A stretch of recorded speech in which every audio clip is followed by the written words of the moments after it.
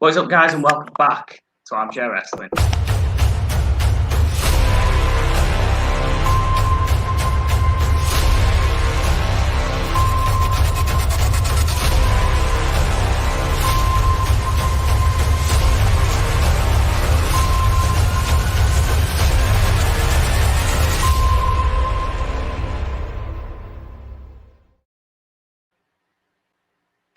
What is up, ladies and gentlemen? Welcome back to Armchair Wrestling. I am your host, as always, top boy, the Warbucker Alex Bennison. I am joined by the ever-present Mr. So-Called Insensitive Self, Casey. Hey, how are we doing? Yeah, that's enough about you. We've got a more important guest on today. As you can see at the bottom of your screen, we have Mr. Maple Leaf Muscle himself, Petey Williams. Hey, how's she going, eh? Doing quite well. Thank you for coming on and taking time out to appear on Armchair Wrestling. Oh, well, hey, guys, I appreciate it. Thank you for having me so much. I really appreciate it. So I'm just going to flash it up on screen now. If you want to go check out Petey Williams, it's at Petey Williams on Instagram and on Twitter.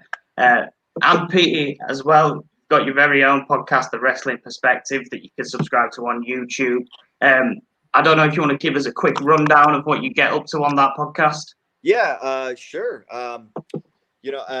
We got there's a bunch of us on it. I'll run down the list of hosts. I did that. We started, my buddy Dennis and I started doing Wrestling Perspective podcast some years ago. I took a year hiatus in 2020 because, 2020 sucked, right, guys? Right? So I'm back now. We got some more members. It's myself, Dennis Farrell. He's the host. Also, if you guys are into baseball, we have Dimitri Young, formerly from the Detroit Tigers. We have Jason Kendall, formerly from the Pittsburgh Pirates. We have Darren McCarty. He's a four-time Stanley Cup champion winner with the Red Wings. And then Lars Fredrickson from the band Rancid, if Rancid's big over there. You can go to our channel, subscribe. It's Wrestling Perspective. We just started the YouTube channel like a few weeks ago. And it's going well. You can look at some guests we had. Like John Silver from AEW, we just recently had on there. Dave Marquez from NWA. Kurt Angle, we did not too long ago. Coming up tonight, we got Tommy Dreamer. We don't do it live like you guys. You guys are doing this awesome. I think we did like one live show or whatever. But we do guests. We do like Sweet 16s and stuff. We just talk wrestling. We don't really talk baseball or anything. They might relate it to baseball type stuff, but and hockey and rock and roll and all that, but mainly it's wrestling. And I mean, we're having a blast. All five of us might not be on at once, but you might get like anywhere from like 3, 4, 5 of us. So that's why we're able to do it so much because, instead of having, is it just you two guys on the or do you guys have a third co-host? We normally have a third co-host, yeah. But see, it's awesome because you guys could still keep going and doing the show if only 2 of you show up. So, I mean, it's better, I feel, when you do a podcast and you have more than 2 people because, we all have lives, time gets in the way and all that kind of stuff. So you can go on and, keep on doing the show. Yeah, I think it works. It works quite well for us, especially seeing that we do this unpaid, but just for the love of wrestling. Yeah. And I know Casey there got a bit jealous when he heard that you'd been speaking to John Silver because at the moment he's one of his boys. Well, I mean, hey, let's see how this one goes, and I'll put in a good word, and hopefully we get you. John Silver booked on your show, right? Oh, yeah. Man, I'll best be on my best behavior then. Yeah. Yeah, fingers crossed. And it's cool. Obviously, I name these guys that are on the podcast. Obviously, there's wrestlers that are sports fans or music fans, and they're like, "Wow, I used to watch you growing up," or I watched when you won that Stanley Cup, or I went to your concert or whatever.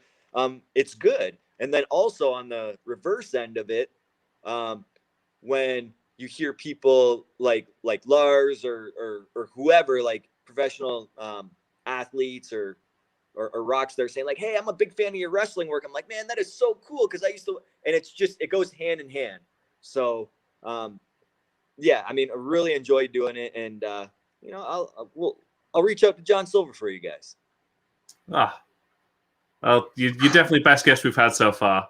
Oh, We're only 5 minutes in. We're 5 minutes in.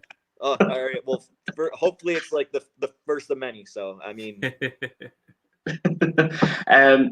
Archie, who is part of Buzz, where this does go live. We go on live on the Buzz Network on Facebook, Twitter, and Instagram. He's our resident Canadian. He also makes all the intro videos as well. Saying thank you for coming on the show with these fine gents. I wouldn't fine gents, pushing it a little bit, but thank you anyway.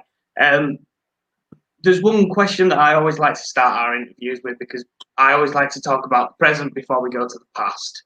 And that is, what is Petey Williams doing outside of the wrestling business? not much. I guess I'm doing some dressing up like Carl Anderson lately, I guess, with my Good Brothers type stuff. No, I have a bunch of other stuff going on, non-wrestling related, family, all that kind of stuff.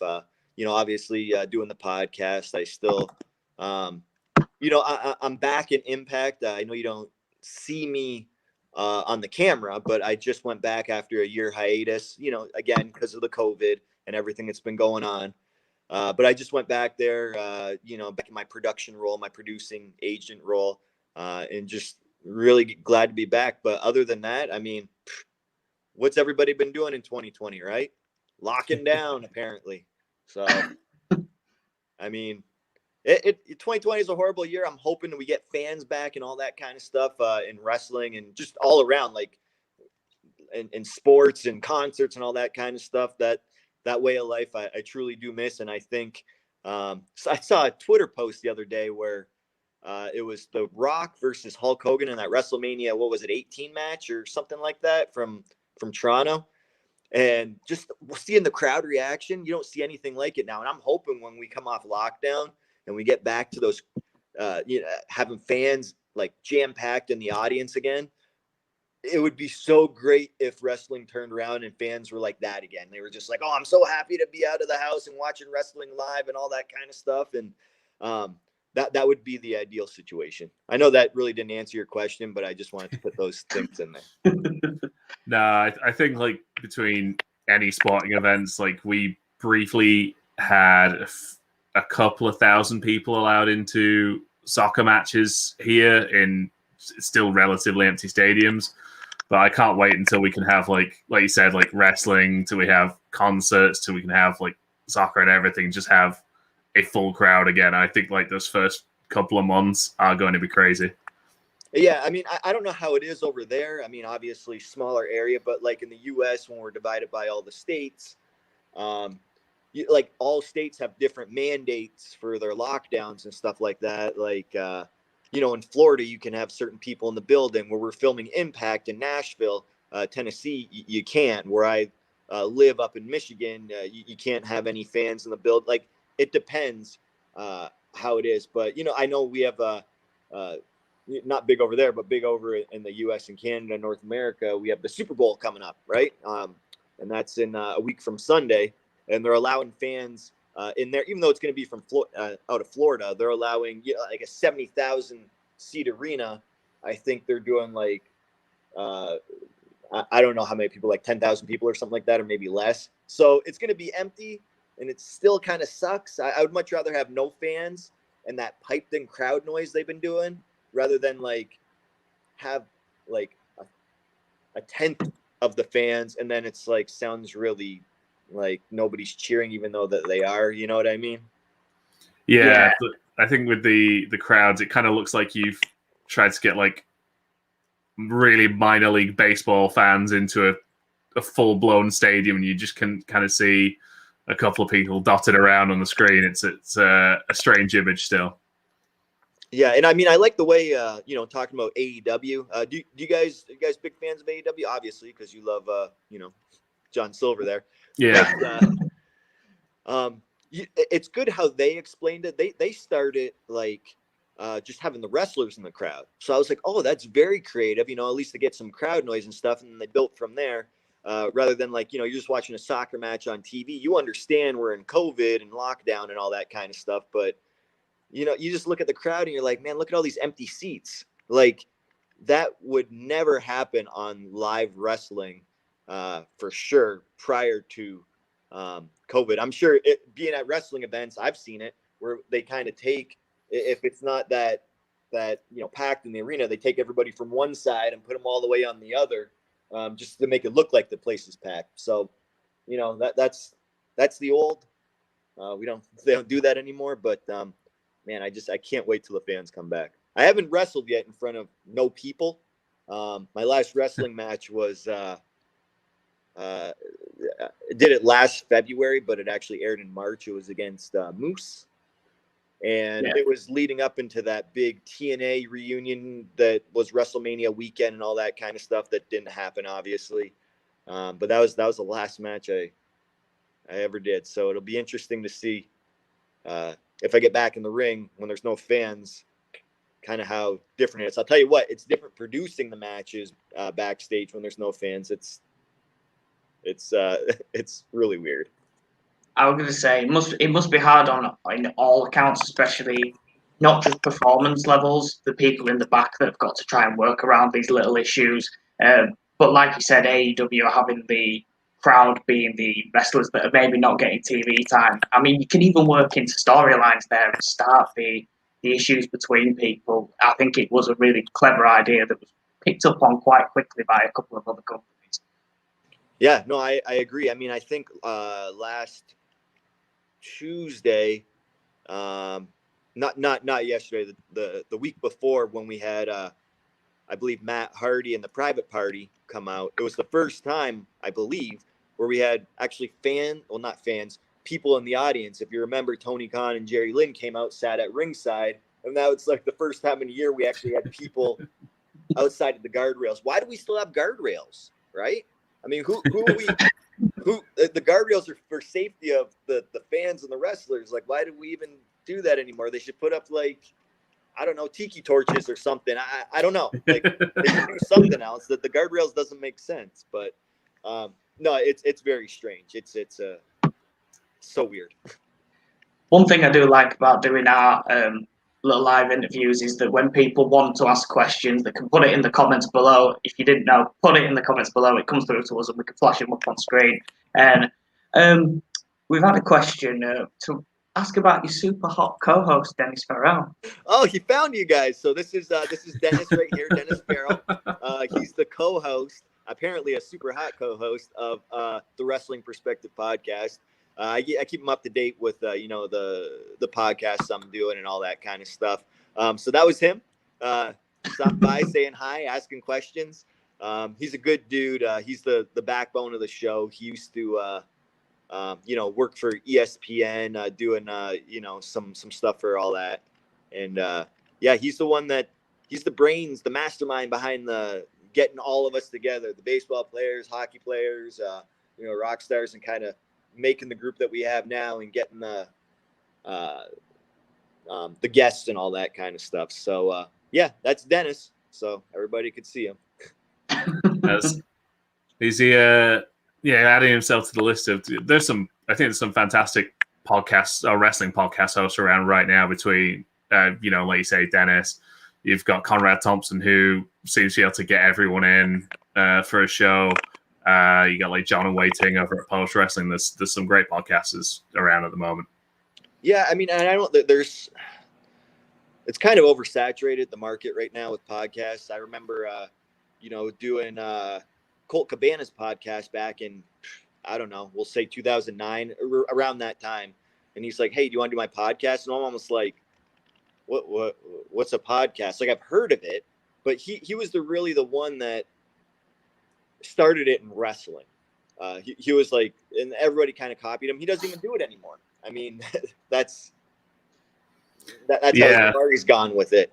But I remember doing that podcast, and I loved it. I don't know if you guys. It was the only time I was on it. I told all my Steiner stories and all that kind of stuff, and it kind of took off. But then, Dennis came to me and said, "Hey, some years ago, you want to do a podcast?" I'm like, I don't know. And I had already retired from wrestling. That was the 3 years I was retired. And I said, I don't know. And he was like, "Yeah, I know you miss it, but let's just talk wrestling." And I'm like, all right, I'll do it for you. And yeah, it's a good time. I like talking wrestling, like for an hour, like once a week and all that kind of stuff. It's something I enjoyed since I was like 6 years old. So, I know I left the business at that time, but I still watched it. I still enjoyed it. I was able to watch it more as a fan rather than being backstage and being part of the show. But now with all the podcasts out there, I mean, it's so easy to do, to get the setup. I'm doing it on my phone right now. I mean, you could pretty much press record and anybody can have one, so to be truly good and have a good fan base, that speaks volumes of, the podcast itself. Yeah, we wish we could have that. Yeah, so you've talked about how you've taken a step back in 2020, not wrestling, and you've come back to Impact. Did you find yourself, especially now that you've started a podcast, kind of watching wrestling and taking like mental notes of little things that you probably didn't take note of before while you were in the ring? Oh, yeah, definitely. Like now, it's really easy to like, armchair quarterback something. Huh? You like how I said that right there? Nice. It is different when you're not just performing. You see stuff behind the scenes. I remember a year and a half, 2 years ago, I helped write some of the Impact shows and all that kind of stuff. So it's, yeah, I do take mental notes a little bit differently. Like, obviously I'm not the most athletic guy. Like, I can't do all the flips that some guys can do, but when I have guys like, Rich Swann versus Chris Bay, let's say, in Impact, and they're both super phenomenal athletes, I could be like, hey guys, have you ever thought of doing this? Like something that was in my head, but I'm like, I physically can't do that. So I can help them, like, structure the match and stuff like that. That's something that I was never able to do before. And even last set of tapings that we did, it was at our pay-per-view. What was our pay-per-view just called? Was it Hard to Kill, I believe? Yeah. Okay. And the big main event was, Moose, Sabin, James Storm versus the Good Brothers and Kenny Omega. And this was my first day back. And, D'Amore thinks enough of me. It's like, yep, it's live. You're going to be in charge of that match. You're going to be the agent producer. Good luck, kid. And I just look at things from a different way, just because, having wrestled, Kenny Omega before. And the only one in that match I never wrestled was Carl Anderson. So just to know what they can do and stuff like that and be able to like put my little inputs in, I'm not going to try to overshadow them and make them do my match. They're professionals. They're able to be creative, and I'm not going to step on their toes with that. But if they come and like, if they're having a problem or whatever, then that's when I could put in my 2 cents. So yeah, I definitely look at wrestling a lot different now that I'm older, more mature, have a different role. And I'm totally okay with that. I'm still enjoying it. You touched on Scott D'Amore there, kind of a bit of a full circle. So you were trained by Scott D'Amore at the Can-Am Wrestling School. Does it feel strange now then, going from being trained by Scott D'Amore to producing with the same person that trained you to become an in-ring athlete? Well, I mean, now I met Scott 20 years ago. I mean, that's how long ago I met him, and I first started at his wrestling school. And he's always been, even though he's only 7 years older than me, I always looked at him like a father figure. He always had he was always looking out for me and had, my best interests at his heart. And obviously I worked with him, on his own Border City Wrestling show. He was the one that got me into Impact. At the time, he was one of the producers on the show. So he got me my foot in the door. He, didn't like shove me down TNA's throat, being like, yeah, push this guy. He's like, nope, I'll get your foot in. You got to do the rest, just use your talent. And then, when I retired, he was the one that actually really, really pushed hard to try to get me back. It was about a 6-month process, and I finally gave in, and that was all D'Amore's doing. And then now, when I came back that in 2017, pretty much almost immediately, he was like, you want to start producing here? Because at his Border City Wrestling shows prior to before I retired, I would produce some of his shows there. You know, he had his own local TV type thing. So he knew I was capable. He knew I knew what I was doing. When he gave me the ball, I ran with it. And, you know, he put me in charge of a lot over the years of very, very important matches and, you know, big milestones for the company. So it's not really weird at all. I mean, I could not talk to Scott for a year and then we could pick up right where we left off. I mean, that's just kind of the relationship that we have. And, you know, I love the guy to death, and, you know, he knows, and I've told him before, you know, he's like a father figure to me. And, you know, he was at, you know, like my wedding and stuff, and met my kids, and part of the family to me, it seems like. Anything to add, Casey? No, it's nice. Like, I love hearing stuff like that, just because there are those people whose kind of attitude to wrestling is you get in to get out. So it's always nice when you kind of hear of people having that bond with people in the industry, and it kind of, especially lasting as long as it has with you guys. Yeah, I mean, even on my retirement match, obviously I'm back, but on my retirement match in 2014, you know, he was there. He got to watch me and Chris Sabin, and another guy that he trained, battle it out one last time. I thought for sure I was going to be done when that happened. But he was there, and he got to witness it, and, you know, got to see two of his, I guess, prime trainees, you know, go at it in the ring. And I felt bad for Sabin, though, because Sabin had just quit TNA at that was his first match back on the Indies, coming back to Detroit and stuff, and nobody gave a shit. I mean, I felt so bad for him. I'm like, we're like, that's all about Petey. He's retiring, and I'm like, Sabin, I'm sorry, man. He's like, no, it's good. Let's go out there and have a great match. I'm like, and even so, my first match back, I did like a local independent show where I wrestled. Who did I wrestle? Did I wrestle Zach Gowen? It was just a local show. I kept it low key. I didn't advertise or anything. Before I went back to TNA, I wanted to have like 1 or 2 matches, so I did, you know, kind of dust off the ring rust. And I didn't tell anybody. I went back, and D'Amore was actually there. And he's like, "What are you doing here?" I said, "I'm wrestling." He's like, "You're back?"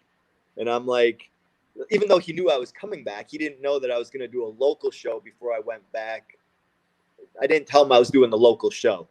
And he thought I was just coming back to, like, you know, do Impact or whatever. So he was surprised with that. And, you know, I remember him looking at me, and I said, "What do you think about how, like, the shape I'm in?" And he's like, I'm like, "You're not the old Petey Williams, but, you know, you're in good shape." I'm like, "Okay, thanks for being honest."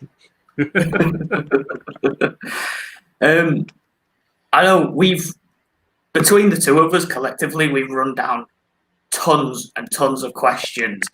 And I feel like I don't want to ask the same ones that have probably been asked millions of times before. But there's one question that I think both of us had the same thought of, which was the Ultimate X match. And who backstage, if there was any wrestlers or if it was all producers, was involved in the creation of that match? So that match was created prior to me being employed at Impact. I don't know who the first one is. I don't know if it was like Michael Shane, Chris Sabin, and somebody else, or maybe it was Low Key or Jerry Lynn was in there. I don't remember. I wasn't employed yet. According to the storyline, it was Don Callis. You can go back, and he has like he pulls up a diagram, and he's like, "This is this, and this is how Ultimate X is going to look," and he's doing a promo like that. Who came up with it? I don't know. I'll have to ask next time I see Scott. I'm sure he knows. But it's had different variations over the years. I know the first one that they did, they had the X, and then it was on poles, and I believe they didn't know really how to secure it. So I think when they practiced on it, they went down, and then, you know, the poles kind of started to bend in, kind of, and you're like, "Oh, this ain't gonna work." And then before, they were to be two of the ropes, and they weren't connected in the middle. So if you had a belt hanging in the middle, if you pulled on one rope, it would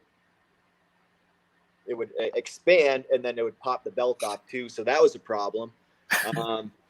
And then eventually they moved to the truss, the big metal with the multiple, like the one that you kind of see now.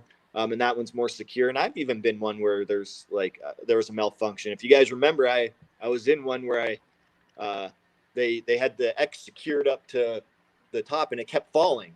And then they had to keep setting it up, and this was live on pay-per-view. And we there was a big bump or whatever, and then it was jiggling again. So joking around, playing to what's been going on, I'm like, oh, come on, fall into my arms. And it fell into my arms, and I won the match. And that was not planned. But I think it was the best finish to an Ultimate X ever. It wasn't planned that way. So, I mean, they've I don't know who made it up. I know that all of us pretty much hate doing the matches. And it's not so much, it's just everything. It's really hard creatively. When you've been in so many of them, you're like, what do I do now? It's the same with ladder matches at this point. Like there's very little you can do now that hasn't been done in a ladder match. Yeah, exactly. And and I remember years and years ago, a local wrestler that I used to look up to, I say like, man, everything's been done in wrestling. And then that's not true though, now that we see, because a lot more is getting done, but we always say that everything's been done already. And then he would used to say, yeah, but there's some things that haven't been done enough. So, but Ultimate X is not definitely one of those. I'm happy when they just bring it out like once a year or whatever. Cause I mean, we used to do it like once a month, and I'm like, Jesus, like that one I was just talking about where it fell in my arms, that was live on pay-per-view. And we had to go out there the next day to film for Spike TV and redo the match. Like they said, oh, we cheated the fans, sorry for the malfunction. And we had to have a rematch on it. And I'm like, we just came up with all the stuff, and now we have to do it again. Like, man, it's tough. I mean, if you as a fan are watching an Ultimate X match and you're thinking like, man, this match ain't that good, well, just know that it's very, very tough, and respect the competitors in it, because they're really trying to do something different for you. I will never complain about that match. Just the thought of trying to shimmy across one of those ropes. That's not even the tough part. The tough part's not even climbing. Anybody? It is for me. It is for me. That's your problem. But I mean, like it's just the what can you do next that the fans haven't seen before? And it goes back to like, okay, everything's been done, but some things haven't been done enough. Yeah, I mean, you do get some very memorable moments from those matches. I think the AJ bump where, God, it doesn't look like he's going to get fully around in that flip. The Kaz leg drop as well are two things that stand out. But one that always stood out to me was the Rhino Gore on top of the Trust, and how safe they wanted to make that as possible. Like, I wouldn't want to be taking a Gore at the top of that. Yeah, they well, that wasn't an Ultimate X. That one was I believe it's called an Elevation X, which is, they've only done a few of those. It's almost like a scaffold match where you pretty much you're on the X and there's platforms, right? Is that the one you're talking about? Yeah. And then I think you have to, if you fall off, you lose. I don't know. Yeah, so that's a little bit different. That one was probably scarier because you're up higher. And that one's going to be difficult too, because what can you do up there? I mean, you have this much room to work with, right? Or however long it is. And like, you're not going to be running ropes, running spots or anything like that. It's going to be pretty much a brawl until somebody falls off. So sometimes, the old TNA, they used to have these, I don't know if you want to call them great concepts for matches, but they were very contrived maybe. And sometimes they pigeonhole themselves because it's like, okay, what do we do from here? Like King of the Mountain match. Can you even tell me the rules of that? We've had so many of them, but there's so many different rules. I'm like, how do you expect a regular fan to keep track of this? And in the audience, it might be tougher. At home, yeah, you had at the time Mike Tenay and Don West continuously explaining the concept, the rules, so that fans wouldn't get lost at home. But in the arena, they're probably watching it like, why is that guy in the penalty box, and why is that guy trying to do this and that? Like, what's going on here? I think I'm one of the only fans that actually liked the King of the Mountain matches, but that might be because I'm a massive Raven mark as well. Yeah, I mean, now that we and we were gonna have one at that TNA show last year that got canceled because of COVID. And after a while, like, it just took a while. We've had many of them now that where people they know the concept, right? Once you get pinned, you got to go to the penalty box for 2 minutes, and then you're eligible to hang the title. And if you hang the title, then you win, right? Easy concept. One of the worst matches I've ever been in, and it was actually, I think, ranked in whatever it was, 2007, 8, whatever it was. It was ranked the worst match of the year by like the Wrestling Observer or something. It was the reverse battle royal match at Bound for Glory. Do you guys remember this? I do. Yeah. I don't know how many they have had. I don't know if that was the only one, but that one, like, I was like, okay, so wait, what are we doing? And I remember them trying to explain it to us. And there's like, let's say 20 of us outside the ring. And the goal is to try to get in the ring. And I don't know if it's like, yeah, once 10 people get in the ring, then it becomes a regular battle royal. And I'm like, okay, so if I don't get in the ring, what do I do? They're like, oh, just walk to the back. So I wasn't one of the guys that got in the ring. So I'm just brawling on the outside. And I'm like, okay, nobody's by me. I'm going to act like okay, somebody going to stop me because I'm not supposed to get in the ring. Like, please, like, it's not easy to film either, especially when you have a bunch of people outside the ring. Just looking at it from a production standpoint, now that I'm into that, you only have so many cameras on the outside. It's like, how do you capture all the action? And that was the biggest mess I've ever been involved in. Yeah, I think, like, because we over here, we kind of, for a brief period, had a dedicated channel just called the Wrestling Channel, which was how I was first exposed to TNA. And I think because I was a kid at the time still, I loved all these ideas of just, yeah, King of the Mountain match. Why not? I've never seen this before. This seems great. And then it's like, as you get older, it's like, I understand the effort that they're going to like, all right, what can we do that's different? But at times there was just, we have thought too much about this. Yeah, and again, we're at that point where it's like, yeah, all the matches ever have been done, but they're always constantly coming up with new ones. I've been in 2 Feast or Fired matches. You remember the Feast or Fire matches? There's 4 briefcases. One has X-Division title, one has heavyweight title or the world title, and one has a tag team title shot, and the other one's a pink slip, and you're fired.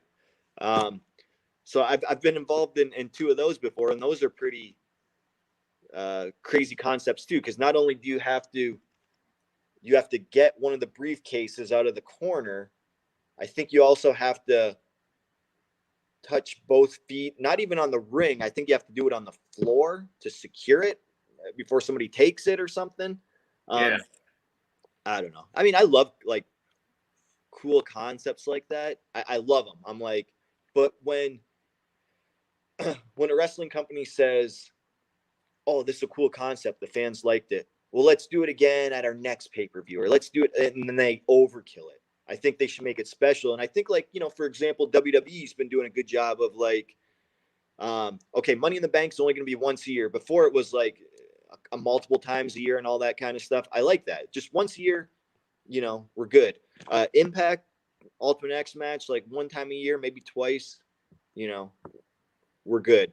When you start overkilling stuff, that's when fans start rolling their eyes and stuff. We'll move on to another question, and I mean, probably one of the standout favourites amongst fans that didn't really get to see him in WWE except for his one NXT appearance. You had a match with Jushin Thunder Liger in the X Cup. How was it working with him? Super awesome. I mean, he was super easy. Yeah, it was a Super X Cup. I think I was on Team Canada, or man, I don't even know how it all went. Yeah, it was the World X Cup at this point. Yeah, I'm trying to think of who was on my team. Whatever, it don't matter. But I remember that match, and yeah, I mean, he's a super cool guy. You know, one of the greats in Japan or greats in the world, and just be able to say that, you know, I've had a singles match with him. I mean, there's a lot of people that I wanted to have a singles match with, that are even at like part of my generation. You know, Liger, I would say, is the generation before me, but he's still able to, you know, wrestle that style, like the current style. And you have to respect that about him. But I mean, that was great wrestling that legend. Like, I'll never forget that. I think at the time, like, I don't even think he gave me a Liger bomb. I think he was doing this new move at a time, which I was kind of like, oh man, I really wanted to take the Liger bomb. You know what I mean? And he had a few matches at Impact. I remember Samoa Joe was one of them. He gave Joe the Liger bomb. That was pretty cool. But there's a lot of people I didn't get to wrestle that I've wanted to wrestle in a singles match. Like Samoa Joe is one of them. I've wrestled him in tag team matches and a bunch of times, but I've never had a singles match with them. And that's kind of weird because we were in the X Division together for like probably a full year. But I mean, some people that I'm happy I got to wrestle Liger. That was great. A lot of people can't say that they've done that, and I'm so happy and grateful that I have. We do have a comment from the whole Buzz network. I'm guessing it's the ones on the account that I've switched over to their personal one. But who was a guy that you had a great match with that people might not think of? Let's see. That's a good question. I'll tell you one. We'll go back to like 2004. I wrestled this guy that nobody knew named Kenny Omega at the time. And it was a great match. And people didn't know who he was. Actually, Kenny and I just talked about this like last week. He said, man, you know, thanks again for that match. And this is like, 17 years later? He's thanking me for the match again. And he's like, you know, I was an up-and-comer, and, you know, you didn't have to give me all the offense in that match that you gave me. I appreciate that.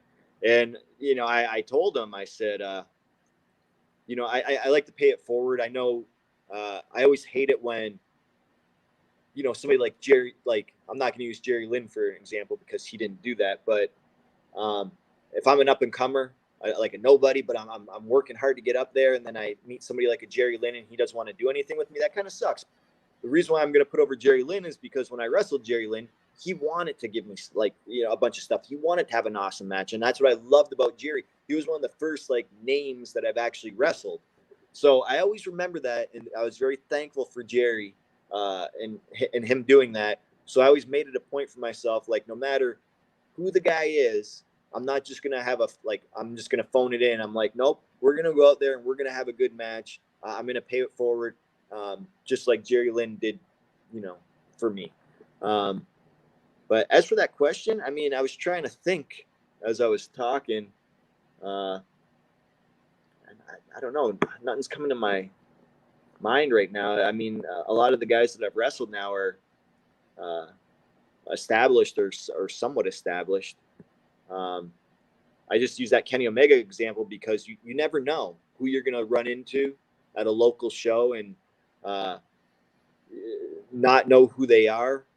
And then years later, they're some sort of big superstar. So always when you go to local events, just remember that. You're like, you might see the future stars of wrestling, like currently watching with like 10 fans. That's it.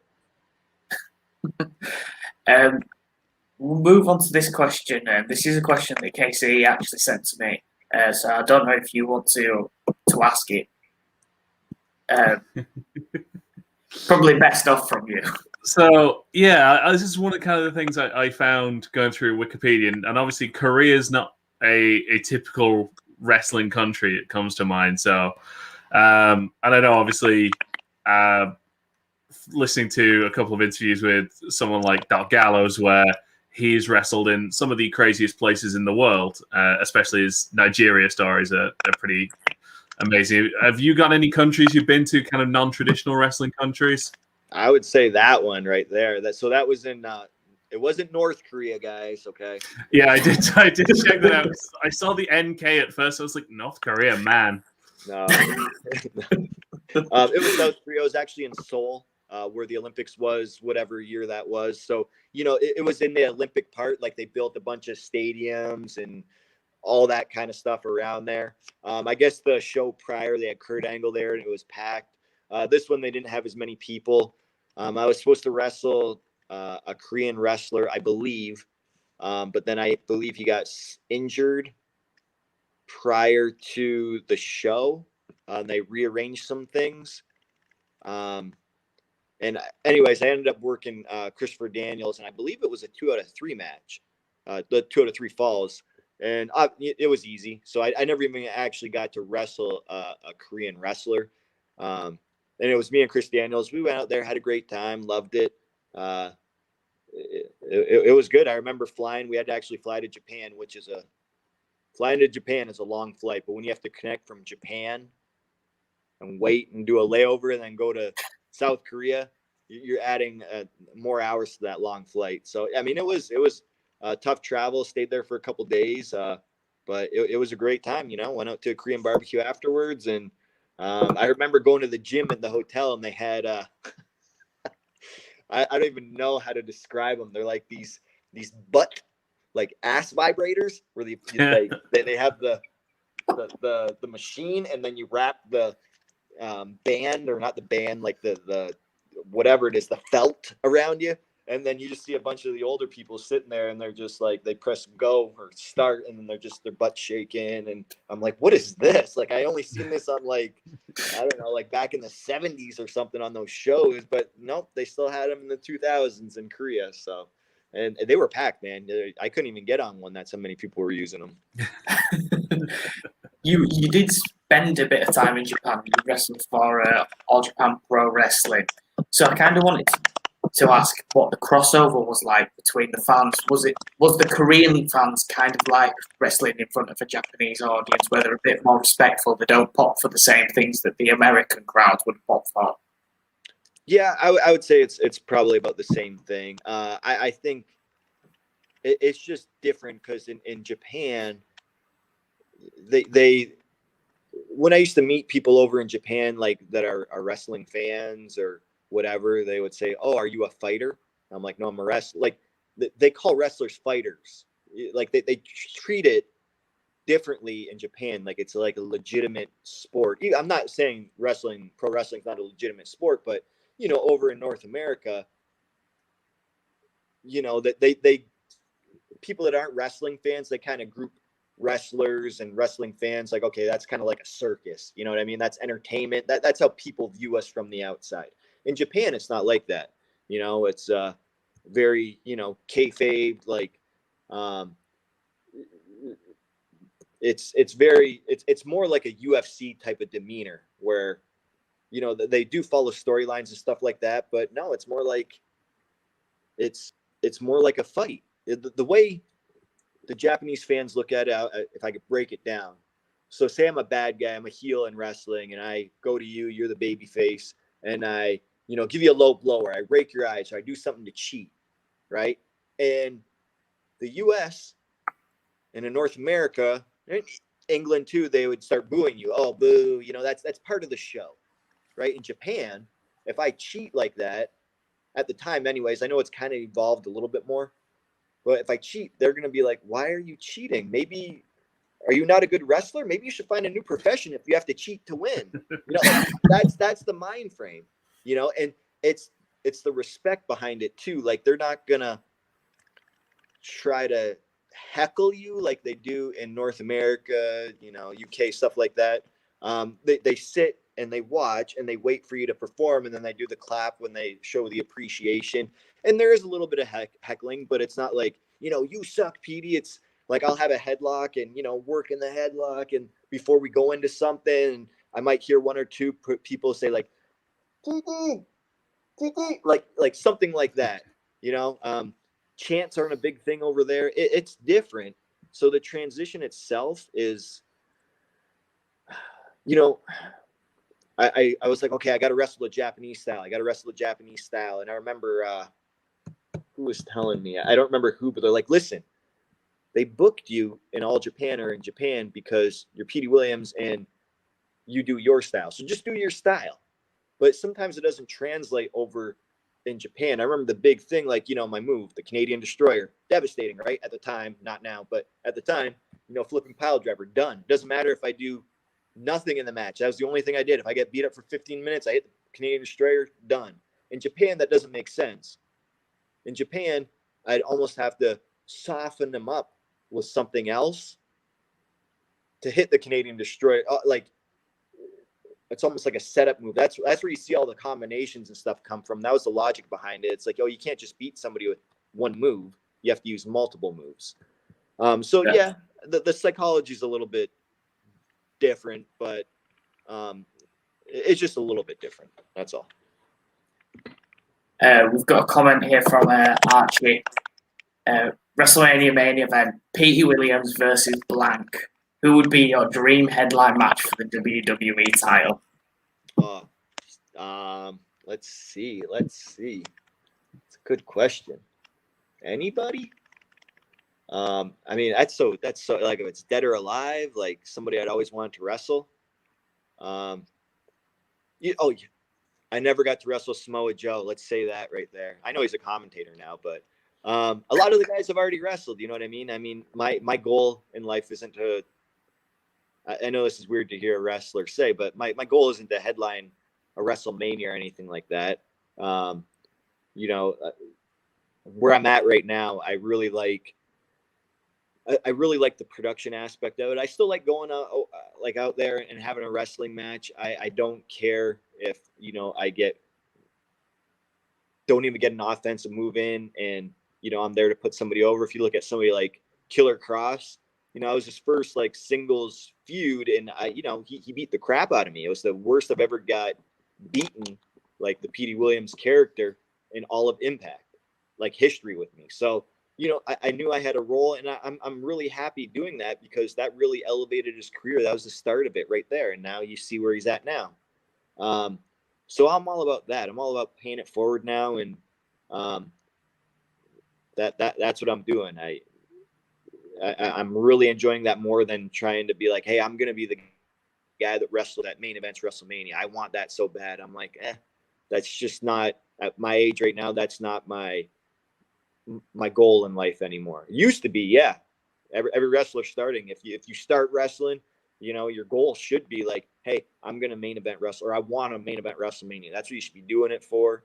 But then your goals will change in life as you get older in the wrestling business.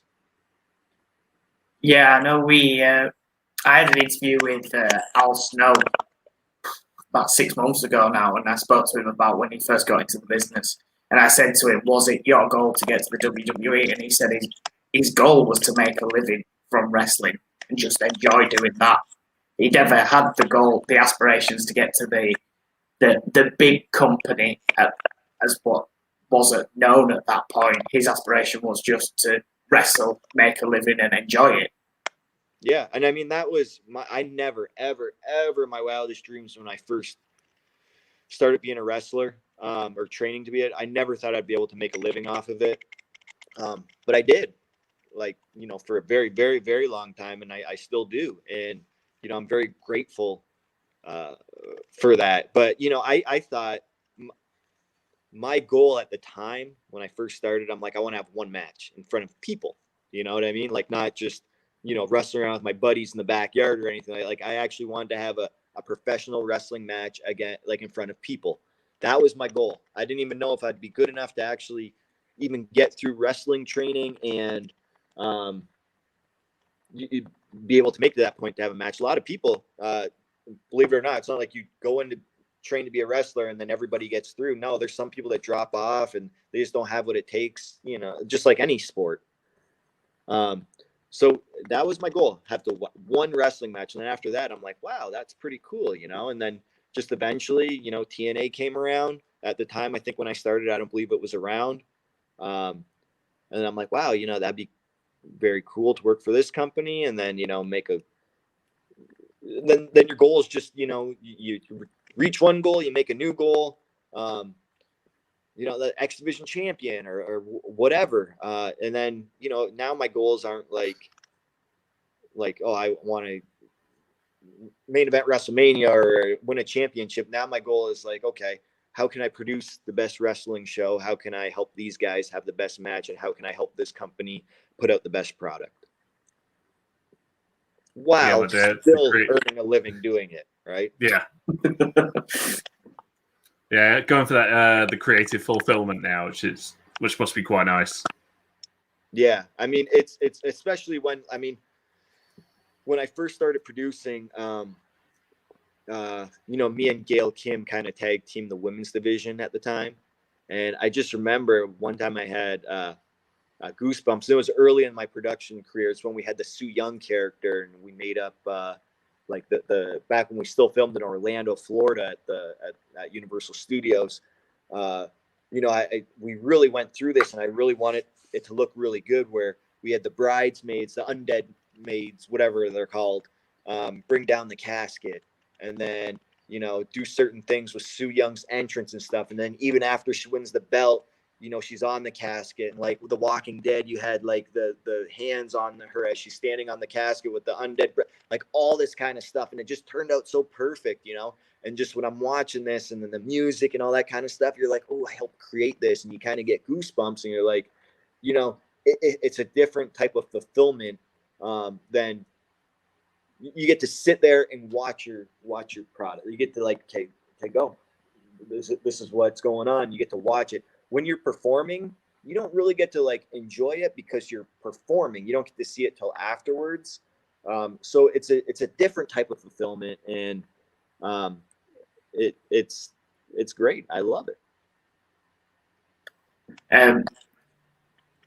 Before we started the recording, we said that we didn't want to take up too much of your time, so we'll do a few quick fire questions just to end off on. One of the questions that Casey did ask, which was Lucha Libre USA, how was it portraying a right-wing anti-illegal immigration tag team with RJ Brewer? That's totally not me. The first giveaway was not being American.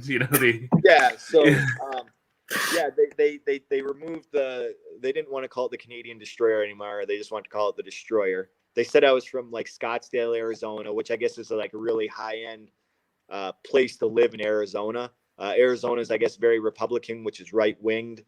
RJ Brewer, at the time, I think there was a senator named Jan Brewer that was kind of against illegal immigration. Like, it was just all this stuff. And, I'm not Mexican, so they're like, okay, you're going to be in this group and, a battle. It was ridiculous.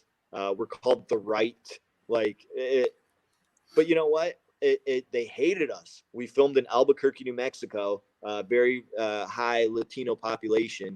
And, oh man, they hated us. And I had a good time. I mean, I portrayed a character that I was very right-winged and stuff like that, and against immigrants. Like, what? I used to sneak over to the U.S. from Canada illegally. Like, I should be the last one to say anything, right? But maybe that's what made so much fun. Like, I'm a hypocrite. Like, I don't know. I didn't write the show. I remember doing that product. It was on MTV, and I remember being there. And at the time, I was shaking my head. I didn't like the production. I said, I just remember my first day. I said, you guys are missing all these camera shots, whatever. And then they actually pulled me in the office after that day, and they're like, "Hey, do you want to start producing for us?" I said, "Yeah, sure." And that's kind of where I got my first, actual television production, because it was simple stuff they were missing. Like, imagine if I did the interview like this the whole time. Yeah. So, how's it, like, it doesn't make sense. They were looking at away from the camera, even though there's no people here. The people are all behind you. They're trying to play to the people. That doesn't look good for the millions of people watching at home. So it was very easy, basic stuff that if you're a wrestler, you understand. And then that's where, it just evolved from there in my production. So but yeah, that was a good time. I really liked the Hard Rock Hotel and Casino where we stayed at in Albuquerque. I had a great time doing that. Like I really did. I'm really sad that that it got canceled. I really am. Yeah, you were just talking about the production and where they're standing. It kind of reminds me of the WWE. Stand on your side and watch the TV from over your shoulder so people can see you.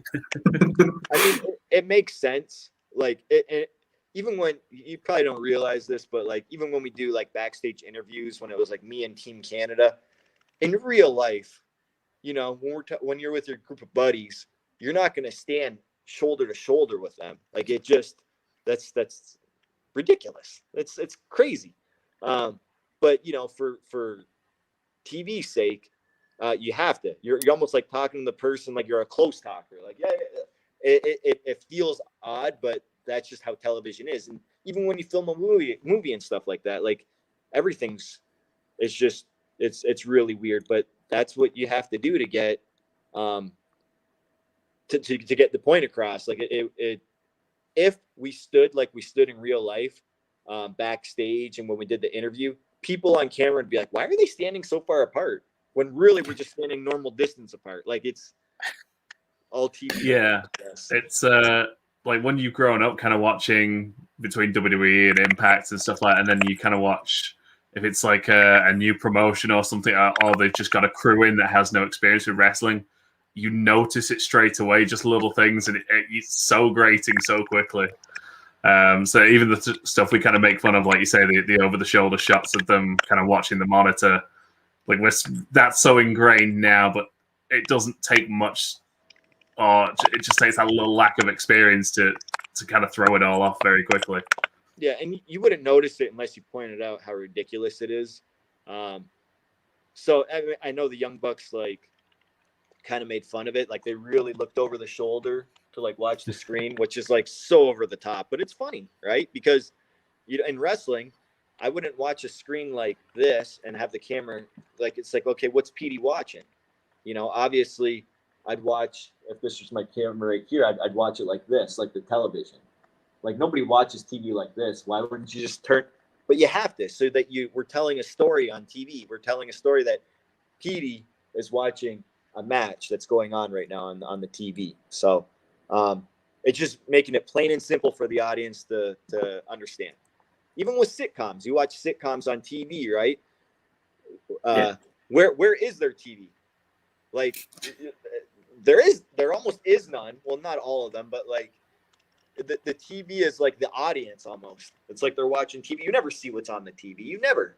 So it's kind of like I found with sitcoms as well, like the worst part is, and that little bit of you that can't stop yourself picking these things up is when it changes to a camera angle and all of a sudden like a wall has just disappeared, so you can get a shot from like behind the TV or something, and then it'll change and the wall has reappeared, and you just like, there's that little bit in your head that's going like, I totally get this. Yeah, I've just got to not get carried away with it. So it's all TV for the viewer and stuff like that. So yeah, I mean that's the magic of television, right? Yeah.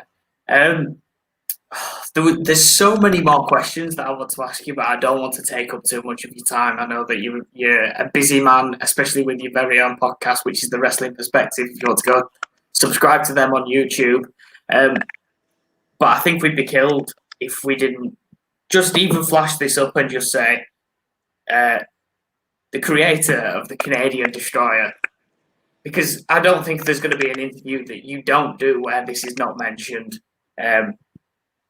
I listened to an interview just before we came on where you were talking about CM Punk that turned around and was like, I don't want to do the Canadian Destroyer. Has there been many people since that have been like, no, I don't want to take that? No. Even Steiner was like, I'm like, I ain't giving it to Scott Steiner. But when I feuded with him, and I was like, he was like, well, can you give it to me? Can you give it to me? And I'm like, Scott, let's not do it. We don't need to. We don't need it in the match. I'm like, I could see him breaking his neck or something. But no, nobody, like, it was the beginning of my career. All right. This is at the beginning of my career, when I had the Canadian Destroyer and I was trying to get it over, the first person to take it, I've mentioned it before, is Matt Seidel. I said, hey, Matt, I got this move I want to try. It's like a flipping pile drive. I don't even know how it's going to turn out. And he goes, yeah, okay, let's do it, right? Really easy going, and we did it, and it was awesome, and it took off from there. The hardest part about that move is it's a flipping pile driver, okay? Getting it into the mainstream wrestling is the tough part, you know, for people to trust you and all that kind of stuff. If you look at something like the diamond cutter, that move, what's your opponent doing, right? He's landing on his stomach. So if you're like, hey, I want to do this move, it's called a diamond cutter. You're like, oh yeah, cool. I just hit this, go on my stomach. Fine. Cool. Easy. No problem, right? Now, let me explain this flipping pile driver I'm going to do to you. This is what you got to do with my legs, and then backflip and land on your head and all this kind of stuff. They're going to be like, what? No. So just getting people to, at the beginning of it, getting people to trust me and do the move was that was the tough part, because at the beginning I'm trying to get it over. People are saying no. A couple people are like, yeah, no. And it wasn't like I could get my phone and be like, oh yeah, watch it right here on YouTube. No, it wasn't. There was none like that. Like, you know, we had flip phones and there was no camera and all that kind of stuff. And then, you know, once it got shown on TV, you know, Saban took it in Impact, and then after a while, AJ's like, I think I could take that move, you know, and now AJ's saying he wants to take it, and like even Sanju was afraid of it. He didn't want to take it, but I talked him into it one day, and he said, oh man, I'll take that move over like a regular like body slam any day. Like, it's like for the reaction it gets, yeah, sure. So that's the tough part, right? So apparently Amazing Red's been doing that move since he was like 11 years old, unbeknownst to me. Okay, cool. All right. Red created every single wrestling move, probably, because he has the mind like that. Getting a move and making it into mainstream, something that's takes a lot of trust, like that move that takes a lot of trust in your opponent and you know, collaboration and teamwork. That's the tough part. So to get it in there and then doing it so much, and people are like, oh, that's fine. Then I didn't have to ask anymore. People were lining up. They were like, hey, let's do the Destroyer tonight. Oh, I want to take the Destroyer. If I'm in a multiple man match, I want to take the Destroyer. I want to, and they're fighting over it now. And I'm like, oh, okay. So I did my part. And then I opened up the door for all the people that do it now, because it shows like, hey, this can be done. People can be safe. And it just added another aspect of it. So getting it into the business and getting it over and getting it into the mainstream, that's the tough part. You know, you look at somebody like Paul London, who had this awesome shooting star, but they banned it because he hurt a guy, right? It's difficult to get a move. It's actually easy to get a move over, but a move like that, it's tough, because to get it in the mainstream it's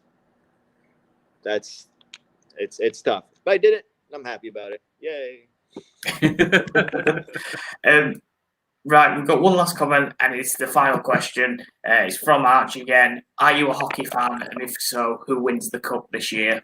Oh, man, you know, I can't even talk about this, because if Darren McCarty watches this show, he's going to probably hate me because he thinks I'm a Red Wings fan. But I'm actually a Maple Leafs fan. So, you know, I've been a Maple Leafs fan.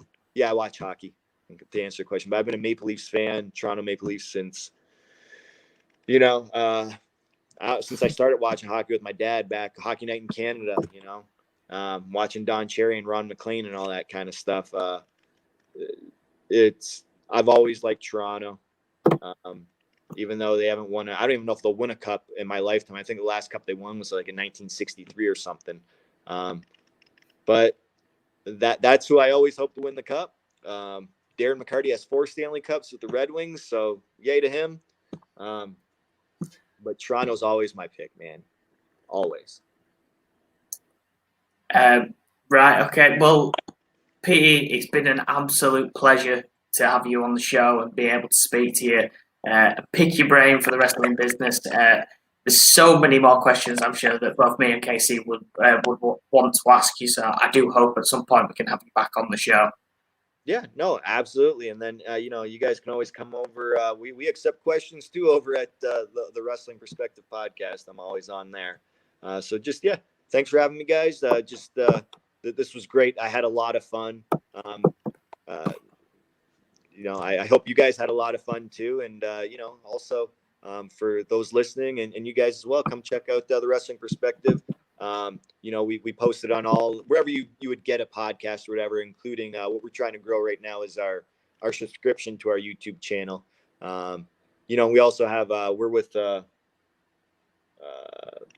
PWI as well. We have like a call-in number. You could call and leave ask questions and all that kind of stuff. So it's really fun. I love doing it.